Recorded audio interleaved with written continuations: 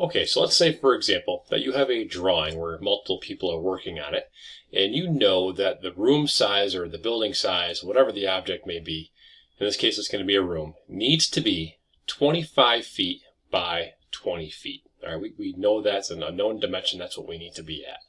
But for whatever reason, we received the drawing from another designer, and their scale was off, and something went a little wonky, and the scale was off, and we know that we can scale it back down. So the room on the left with the white lines is going to be our target size, and the one on the right references the incorrectly scaled one.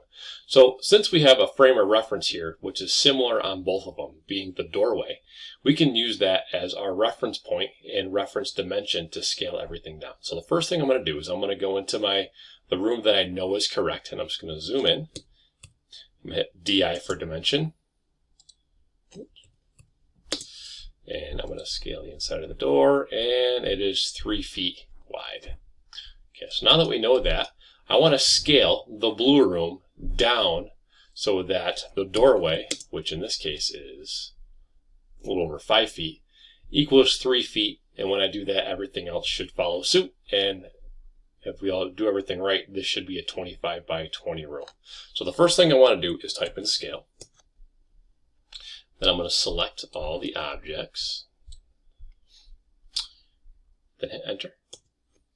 Now, as to specify a base point, you can pick any point you like, but I'm going to keep on using the same base point. And I'm going to use the inside of the doorway.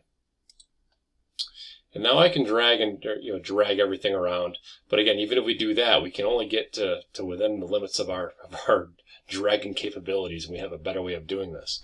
Now, if we look on the bottom of our screen, it says scale, specify scale factor, or copy a reference.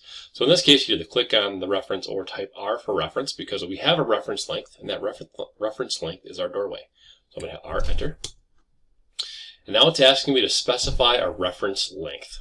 Now, our reference length is going to be inside of our doorway. So I'm going to left click on the inside of our door jamb, and left click again. Select the endpoint, and I now have a reference point, and we know that because we have that orange dotted line. And once again, we can still do the drag feature, but we're not going to worry about that because we know that our reference length needs to be 36 inches. So I'm just going to type in 36 inches and hit enter. As you see, everything's scaled down to 25 by 20. And just to verify, the inside of our doorway is in fact 3 feet wide.